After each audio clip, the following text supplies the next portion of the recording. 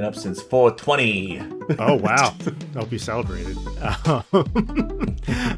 All right. Hello and welcome, everyone, to episode 124 of the GGG Podcast. As always, I am Paul, and I am joined by my co-host, Phil. We got a good show for you today. Going to talk some Star Wars Galactic Racer. The media got a look at the game, a hands-on look. Many media sources, IGN included, have checked out the game. Then we also got the Steam Machine price has been announced. Grand Theft Auto pre-orders are live, and we're going to talk about some other games and things announced at the Summer Games Fest that we didn't already get into. So before we get into any of that, please make sure to like and subscribe to our YouTube channel, or if you're listening to the audio-only version on Spotify or Apple Podcasts, you can follow us over there as well. Phil, my man, what has been going on with you this last week? Have you been playing some games? I saw you on Battlefield a little bit. Yeah. But I don't think I saw you playing anything else. I've been playing a good amount of Battlefield lately, but I've also been playing a lot of Marvel Rivals. Been playing as the new Cyclops character. Pretty good. Mm-hmm. Actually, he's a lot of fun. He's the only attack character that I like to play as at this point. Or what is the duelist? The duelist. The ones that everybody tries to lock out in the first... The DPS. Yes. The ones that people pick in the first 4 seconds because nobody wants to heal or tank. Right. Let's see, what else? Oh, I've played some eugenics as well. I've had a couple of successful runs through the kitty dungeons. Yeah, so those are the main 3 I think I've been toying with. Actually, no, sorry. I went back to Hades 2 as well, which is an excellent game. So yeah. I'm having a very roguelike week, I guess, aside from my multiplayer shenanigans. Sure. And I also played a bit of the Grain Rot demo that came out for Steam Next Fest. Really, really fun. I think it's like a repo, but with better mechanics and better graphics. Yeah, it's interesting because, I feel like that type of game has been relaunching, like a new company. It's a new company's take on it every time.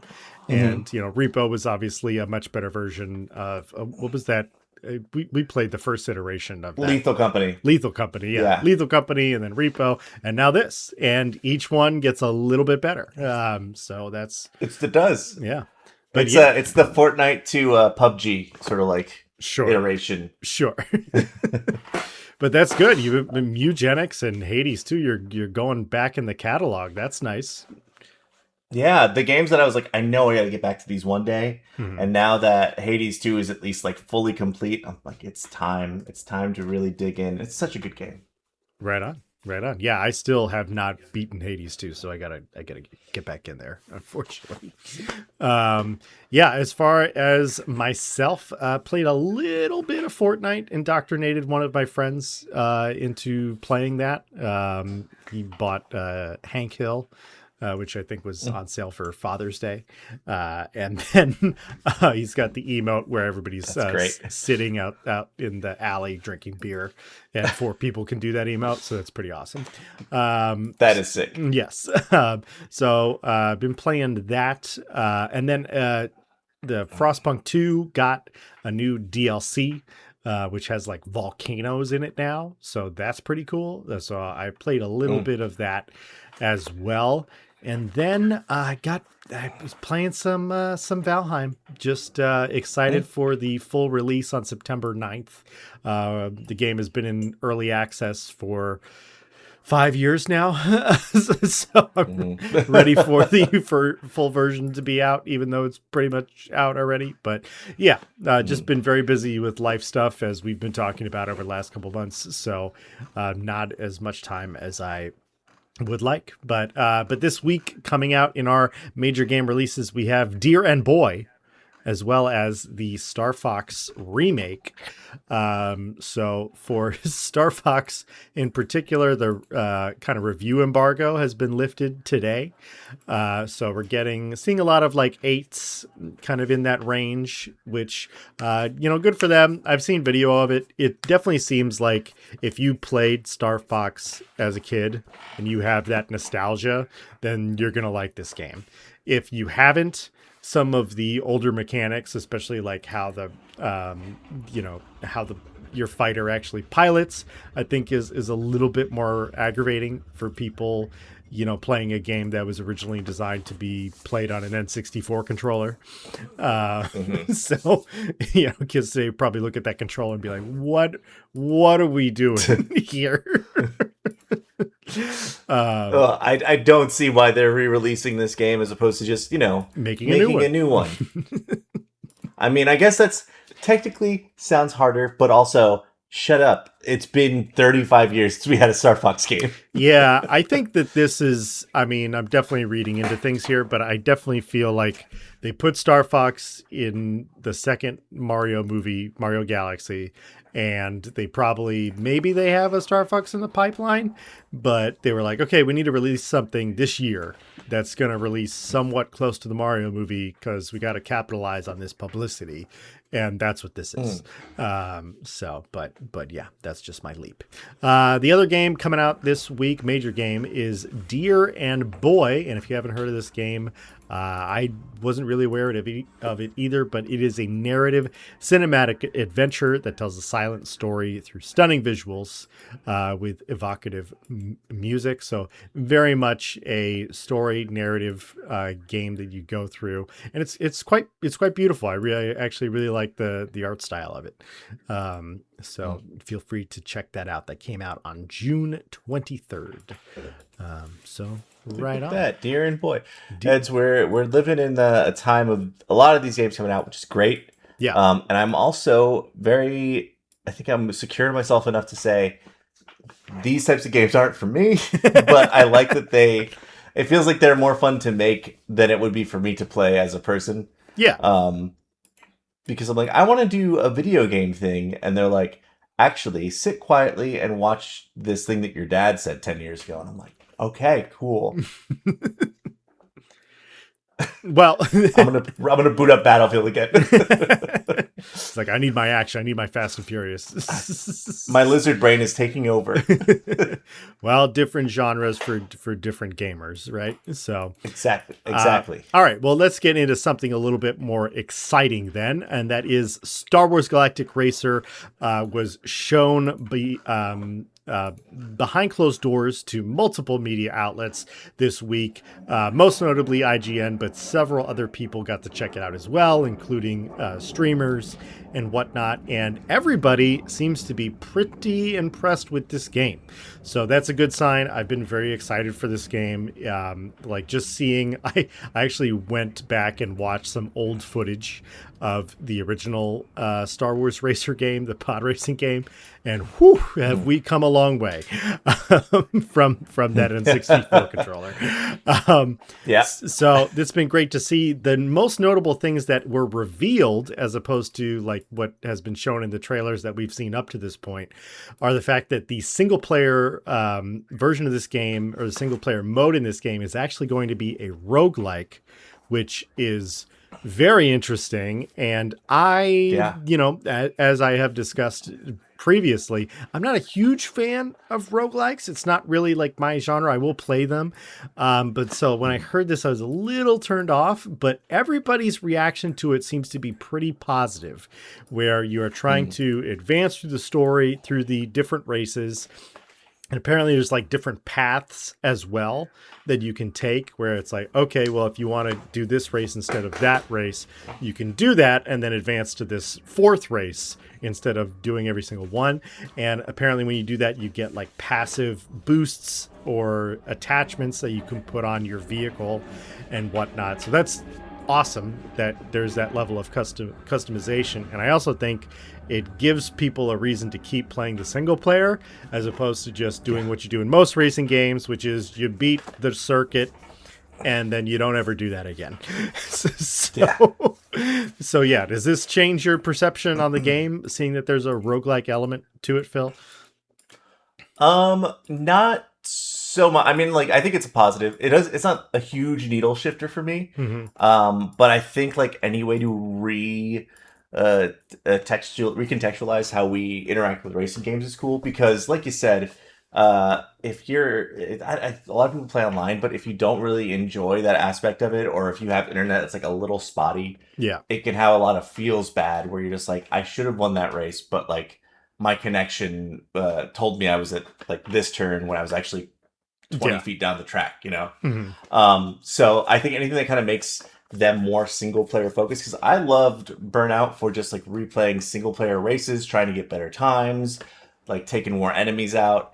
That was sort of my vibe. So if they can recreate that kind of feeling where you're doing these races again and again, you're trying with different cars, and maybe that's part of the roguelike thing. Like when you start over, you have a different vehicle or ship.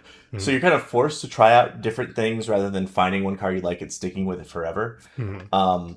I keep saying car. I should be saying pod race car. Yeah, or speeder, But because there's a lot of different or things in speeder, there. Yeah. or like thing that looks like the Magnum chocolate bars that Ray rides on in the beginning of Force Awakens. Yes. Um, Peak design. but peak design, excellent. Someone went, oh. Um, but yeah, no, I'm. The more I hear about this game, the more excited I get about it, because not only does it look fun, but if their developers are looking at Burnout and going, yeah, that's kind of what we're trying to emulate. You have my number. I'm giving you the money. Just yeah. Yeah, and I have to say, like, obviously in the IGN preview and in other previews that I watched, people compared it to Burnout so much with just how Yeah. it, yeah, especially with how it feels. Obviously, there are Burnout developers who worked on Burnout that are also working on this game. But Mhm. like they're saying, like the slow motion, like crashing and everything like that is the exact same mechanic for Burnout. The side swiping is the exact same mechanic in Burnout. And then they also said Mhm. that the drifting felt really unique in this game because everybody's used to playing racing games, you know, when you're driving cars, you're using tires. And so you're dealing with those spinning tires. And with this, you're not having to deal with that. And so the drifting feels a little different and it might Yeah. take some adjusting. But I don't know. It's really cool. Also, like seeing the different maps on the icy maps, you have to go through these like heat rings to keep your speeder, warm From enough. icing over. Yeah, and if it ices That's over, cool. then you slow down and your top speed goes down. So that's really cool. And then also the customization, not just of the like passive mechanics of your speed or anything like that, but you can customize your individual racer, how they look, and then you can customize your speeder itself. So it's like I want that engine on, or I want it to be this color instead of that color. So you get a little bit of that Need for Speed element of getting to customize your speeder a little bit. So that's awesome. And Yeah, I then feel like it'd be pretty cool if you. I mean, this is not anything, I guess anything to do with the game, but for a roguelike racing game like this, it'd be cool to customize your character too, like of different into different archetypes. Like you're more of a bully or you're more of a speeder. yeah, But I like any sort of customization we get in these games, especially like in a universe that I like, mhm. in a setting that is objectively cool. Like I don't like. I think there's so much to do with pod racing that it's wild that we have waited this long between these two different iterations of pod racer games. Yeah, I mean, it's part of what I mentioned last week is like Star Wars games are coming back, where like I feel like Disney gave the Star Wars license to EA and then they stumbled with Battlefront. And then they were like, okay, well, we don't really know what to do. And it's making licensed games without having them attached to movies and stuff like that's how you go. And I think Oh yeah, what this really resembles is what to EA's credit did with Star Wars Squadrons, where it was like, this is a $40 game, we're going to release mm. some DLC with it, but that is it. And we can just focus on that. And also another element that's similar to Squadrons is the fact that in between races, you're actually walking around and interacting, with the environment. You're talking to characters, you're getting exposition and story and some things like that. So that's kind of cool that they actually are investing a bit in the story instead of it just being like, all right, on to the next race. Here's a loading yeah.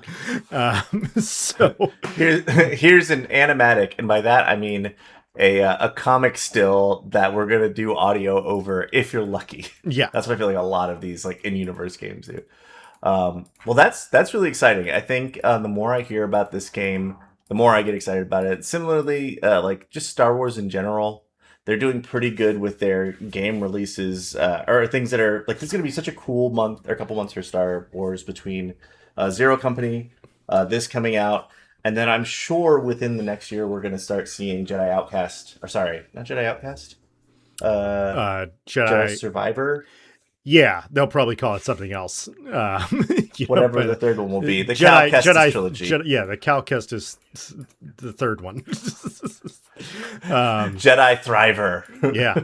And if you want to run those games on your Steam machine, Valve has officially announced the Steam machine prices, which have, to me, this isn't a surprise at all. Like, I don't, like, everyone on the internet's complaining, and I'm like, look, guys, I'm not going to get one. Maybe someday I will.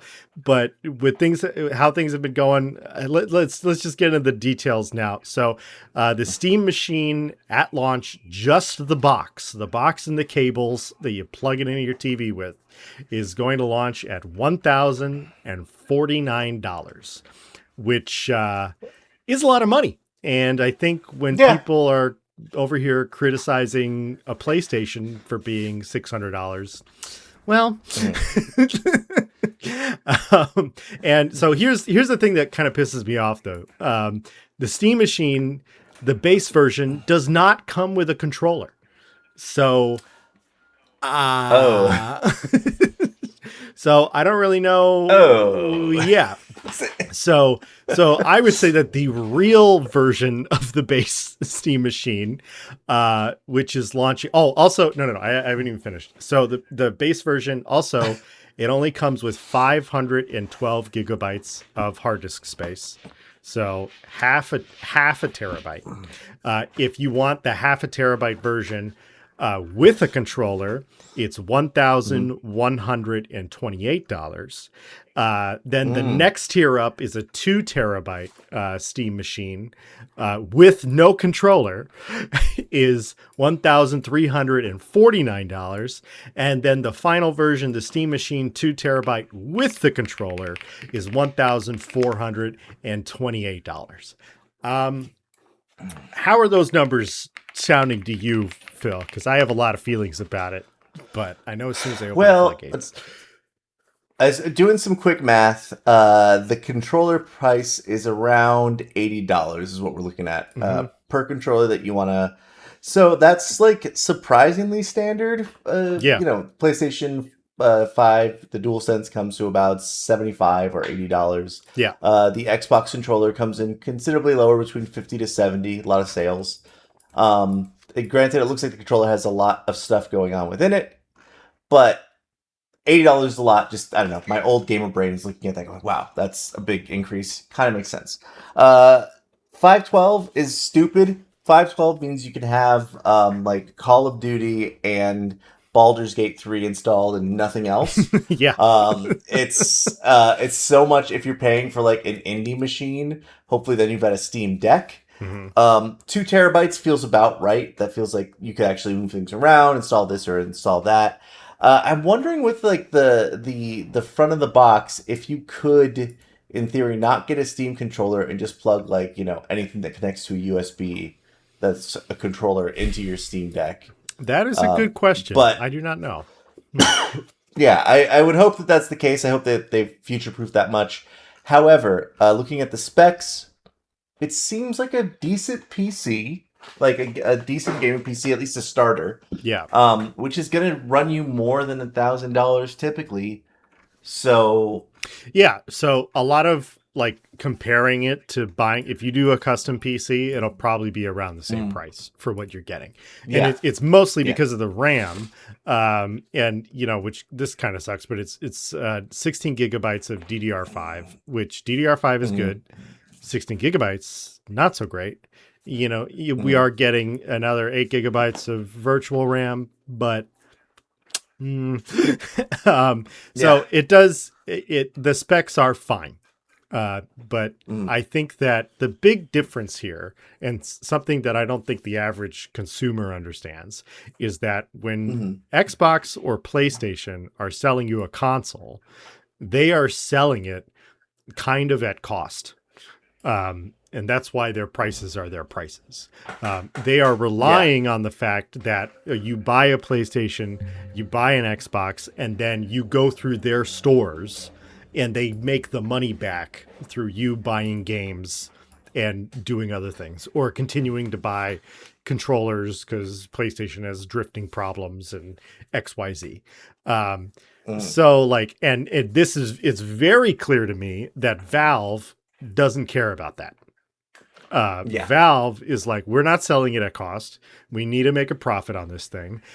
And I think the argument that has been thrown around online has largely been, well, you're not buying things. It's not all Valve games that you're buying. You're buying whatever runs on Steam.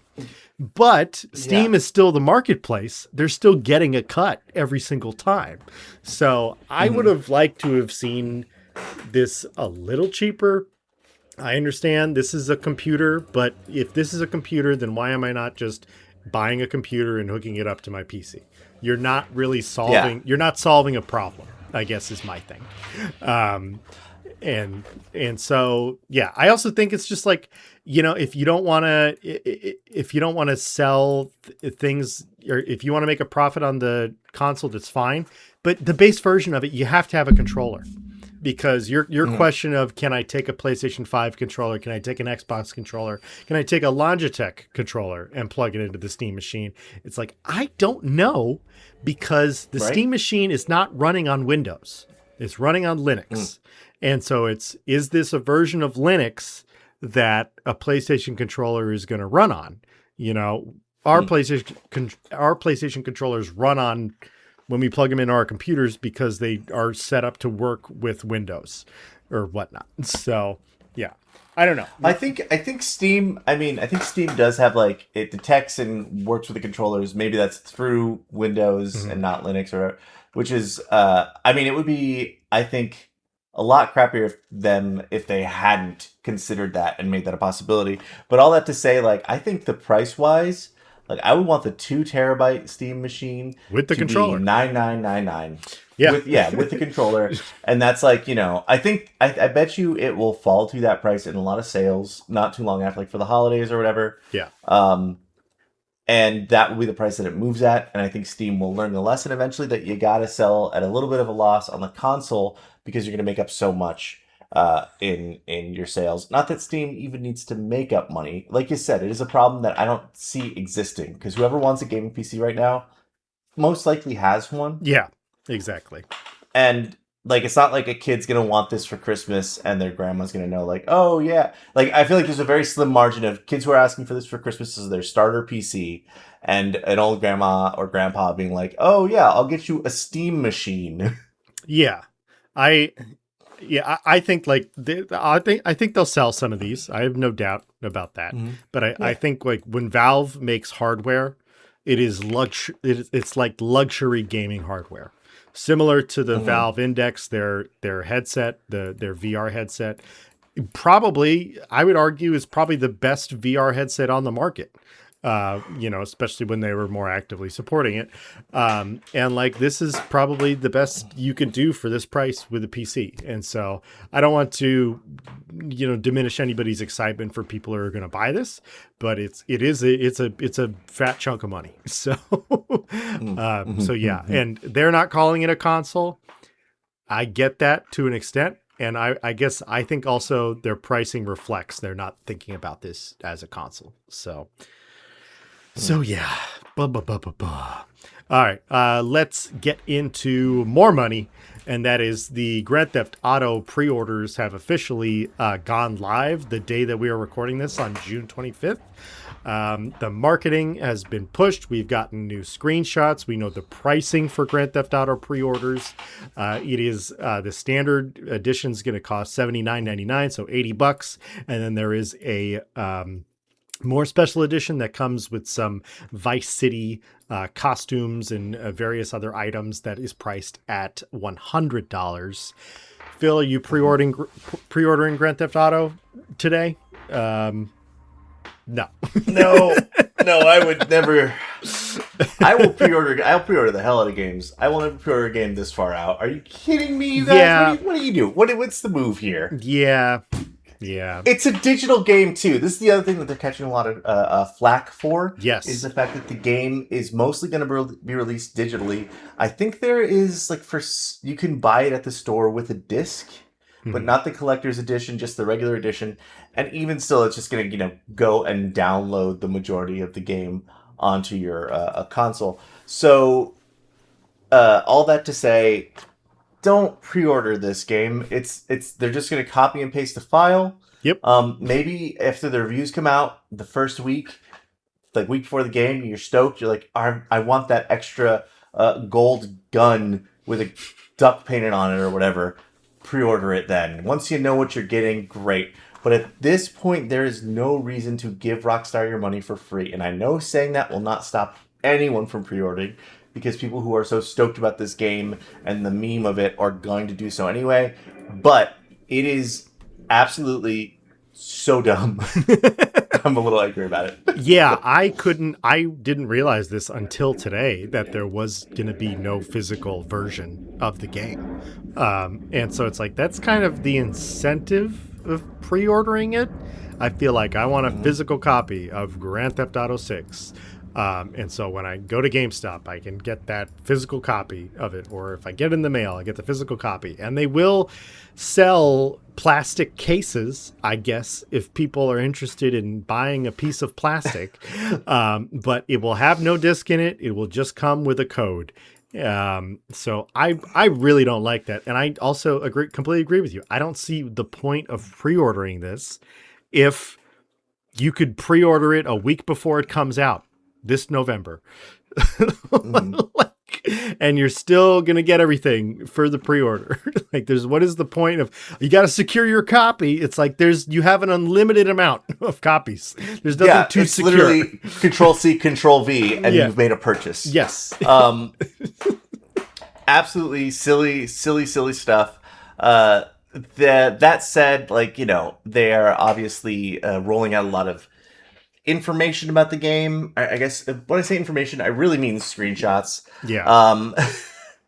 Which is something, when it's Grand Theft Auto, we definitely, as a country, as a society, tend to dig in and look around.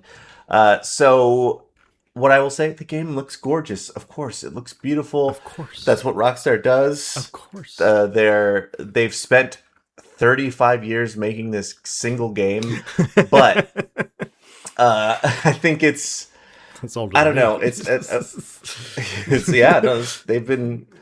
They've actually made time to make this game, but yeah, I don't know.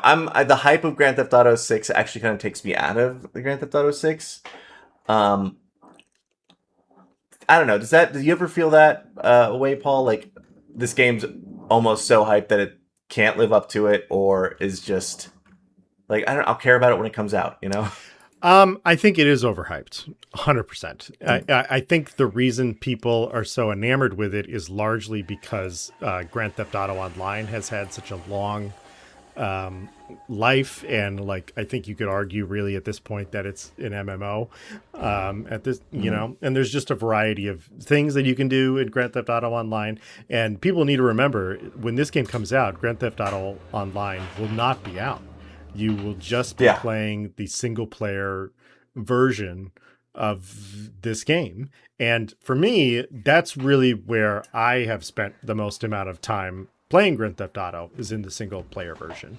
But I will say, Grand Theft Auto 5, while it did a lot of cool things, I really think that Grand Theft Auto 4 was a better game than as far as just the story and the leap in technology and everything. I think that what Grand Theft Auto succeeded at is giving you missions of heists, which is what people really want to do, that gameplay loop of doing that.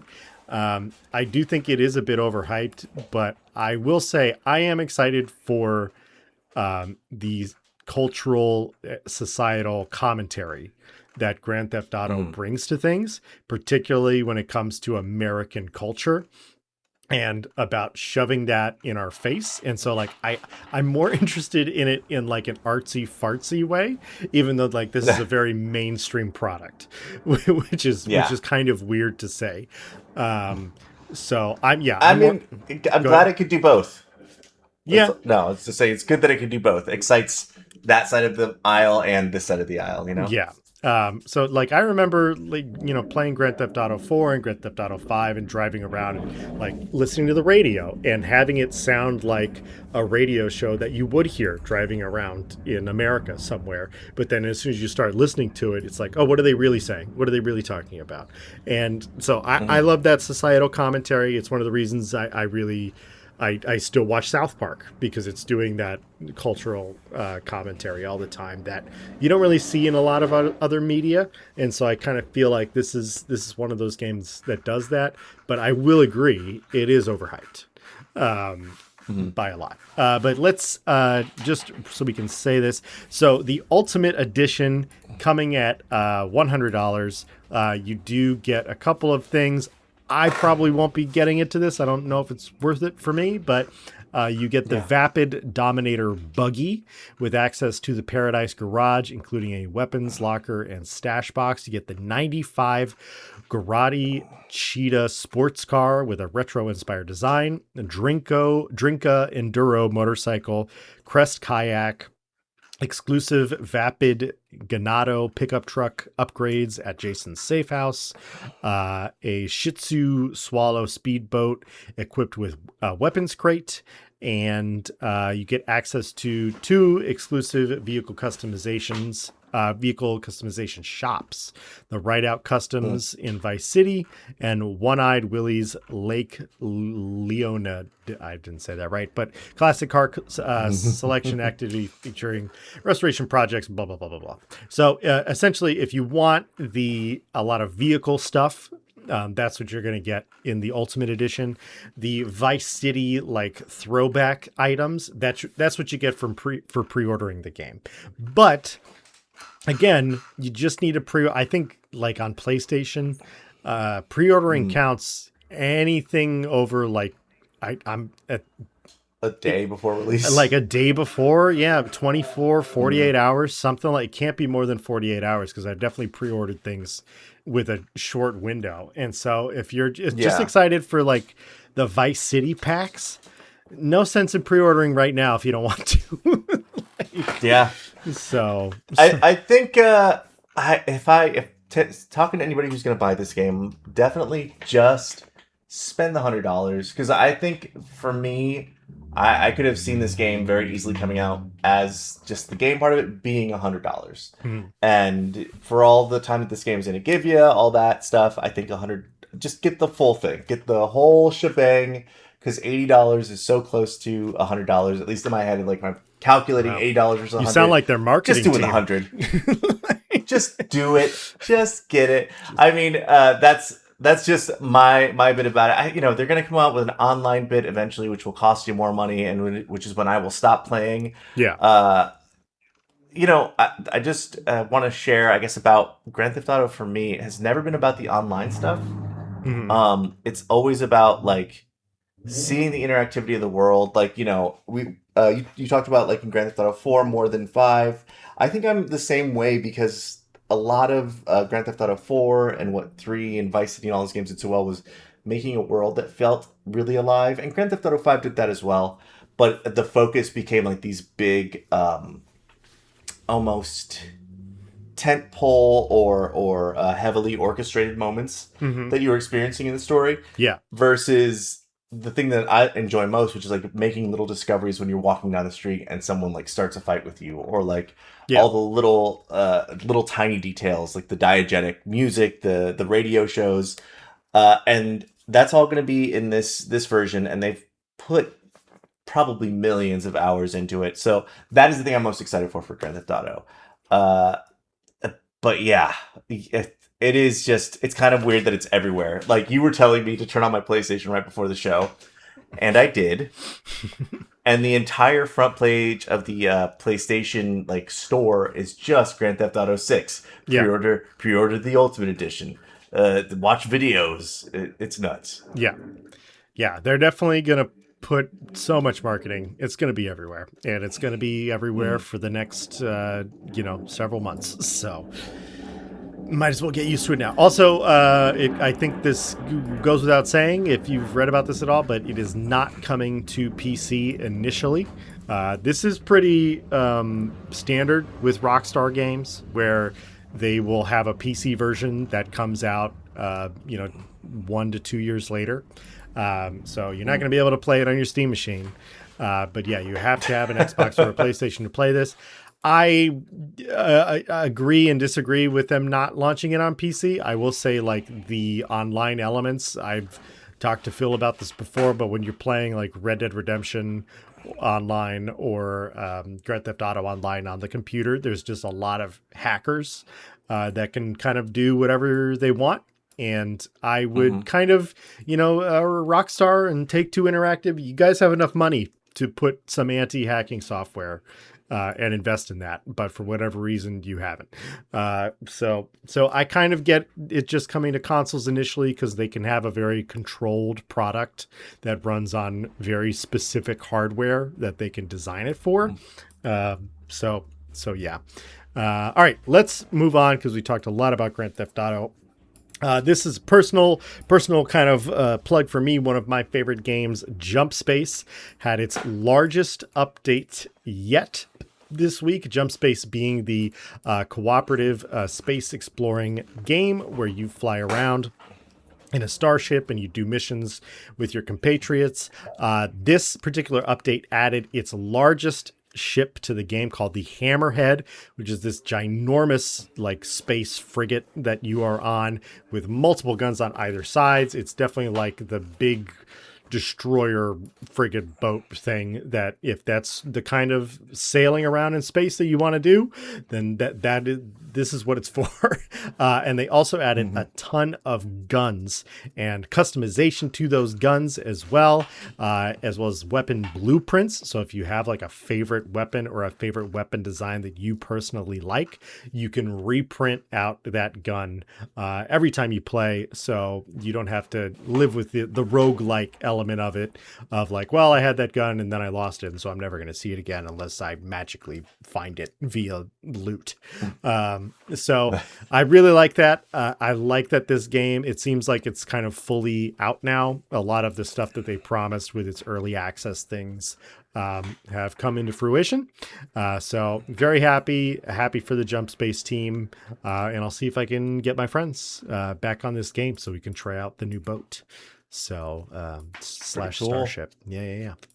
What else is going on? We got some more Valve news, Phil. What's going on with Valve this week? Well, the Steam Summer Sale is officially underway, starting today, June 25th through June 9th. I believe today is the first day of the Steam Summer Sale and the first day of Prime Days, which is, we live in a corporate hellscape. This is they are in control of our lives. Yes, but correct. There is a ton. Like I was looking at, I got a message on my Steam app on my phone and it said, Stardew Valley is 50% off, and so are 25 other items from your wish list, and I think that is literally every item on my wish list. So the deals are popping off. If you have a PC that can run it, Spider-Man 2 is 33% off. That's right, the game that just came out on PlayStation 5. Assassin's Creed is 55% off. So like big names all the way down to Binding of Isaac, like the full complete remake, whatever it was called. Repentance is I think $1 or $5 for the full thing. Oh my god. Destiny: The Final Shape, $1.99. Really? Destiny Renegades, $10.99. Oh my god! Wow, that is a going out of business sale if I've ever seen one. It definitely makes me think about, maybe it's time to pop back into to that and see what's going on. You just buy every DLC for $20. Yeah, or just the ones I want for $11. Cyberpunk Phantom Liberty is $17.99. So I'm just like picking and choosing through different games that I think are great.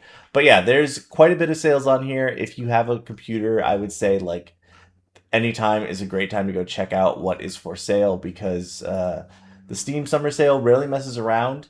Usually my problem is that I have many of the games that I want to get on the Steam Summer Sale like already. Yeah, but same.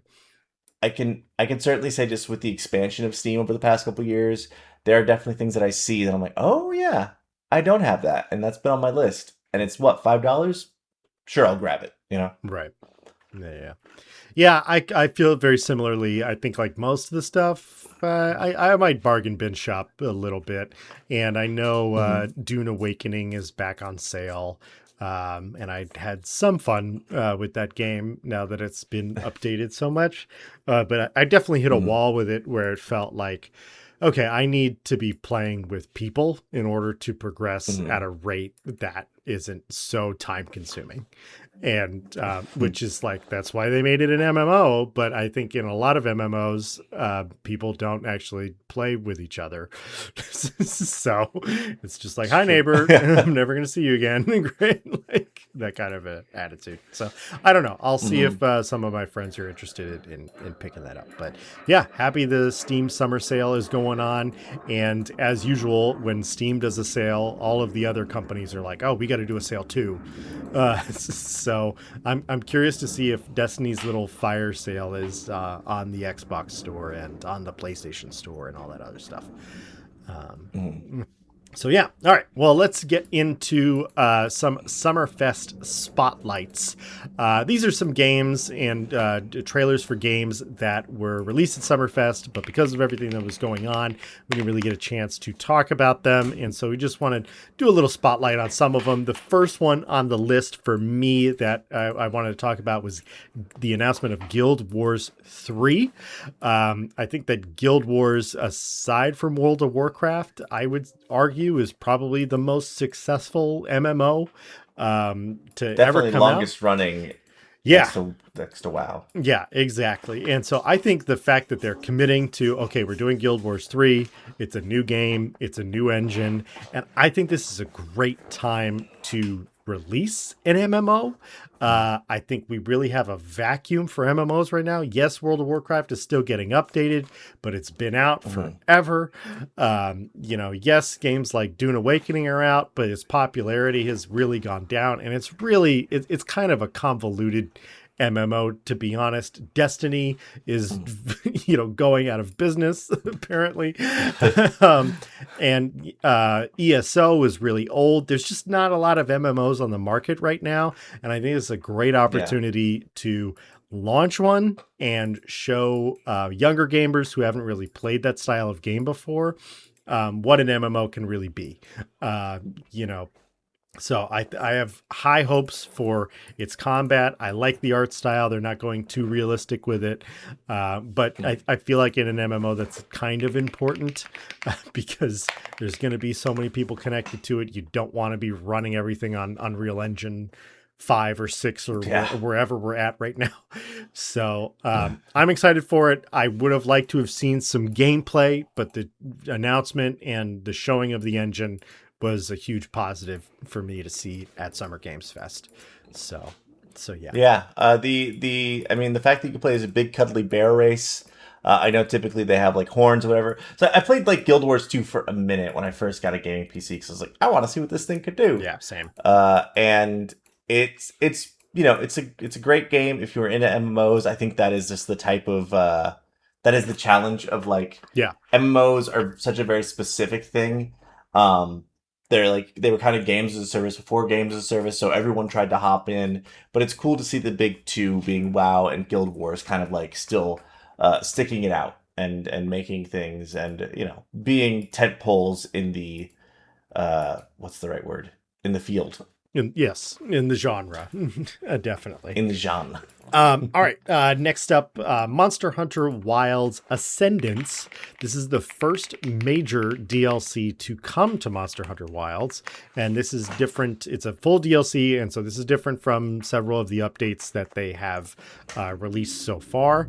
I don't know. I was kind of lukewarm on this announcement. Most of the trailer kind of revolved around, all right, well, there's a new area, and there's some new monsters, and it's like, great.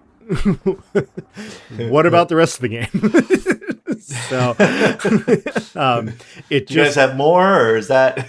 it just kind of felt like I think it was a little disappointing for me because the other updates have been like, here's 2 more monsters we're adding to the game, and now this is a paid DLC, and they're like, great, this is 3 more monsters we're adding to the game, and it was just like, okay, but like in Monster Hunter World, we got like a new, hub area for online, and we got all of, I'm still mad about the palicos not cooking and everything like that. Yeah. And that has not been If added they in the if game. they put that in the game, if that was like one of the points on the this is Monster Hunter Wilds Ascendance, do you think that would be enough by itself to get you to buy it? Oh, 100%. Yeah, Yeah. I'm with when it comes to that, I'm going to be real shallow about it.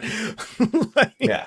Good. so they all you needed to include was just like 2 seconds of that at the end of the trailer. I would have been in. I would have been, yeah, all right, I'll pay for it. But if it's just some more monsters, I don't need another fancy set of scaly armor, which is, Fashion Souls, which I get it. It's cool in that game, but it's not why I'm there, I guess, for me. Yeah. I'm pretty excited about this. It looks good, and I think Monster Hunter World Frozen, was it Frozen Wild? What was it called? Frozen something? Yeah, I know. Iceborne. Yeah, Iceborne, the last World's DLC. Yeah. Yeah. I thought that was a really, really impressive DLC. Hopefully we find out more as this gets closer to releasing, because it's just currently set for a blanket 2027. And I know with Monster Hunter, they like to play it kind of close to the vest. So maybe Monster Hunter Wilds will get an update, or we'll get some sort of update from the developers in early 2027 about what will be in this, including hopefully new hub world and just showing us some new zones to get to explore. I think the thing about Monster Hunter Wilds is that it felt like graphically and with some gameplay tweaks a step up from World, and in some ways I think like some of the exploring and hunting felt like a bit of a downgrade. But and I don't think that Wilds Ascendance has the possibility to like open the game up and take that next step, but they've done a pretty good job with all of their DLCs in the past. They all seem to be pretty substantive. Yeah. So I've got high hopes, but I also it's like I have to kind of take it off of my radar because of how little they've told us about it. Yeah. I mean, you got to buy both copies again. I got to get them both again. Yes. The whole game twice. Yeah. All right. And then last up on the list, PlayStation. Yes. Last up on the list, we got Alien Isolation 2. You're particularly excited for this game, Phil. I think it looked quite good. I've been tempted to buy Alien Isolation 1 many times. Maybe I'll get it on the Steam sale. We'll see how much it's running for. But yeah, what did you what stood out to you with it's showing at Summer Games Fest? Well, they didn't really show too much, which is, it's sort of the mantra I have for all the games that I've been excited about. But the bit that they did show kind of seemed to be a continuation of the last game, but you are now on a planet, and trying to you're on an alien planet that you are not familiar with, unlike the ship that you were on previously, and trying to hide and survive with possibly multiple aliens or other alien beings.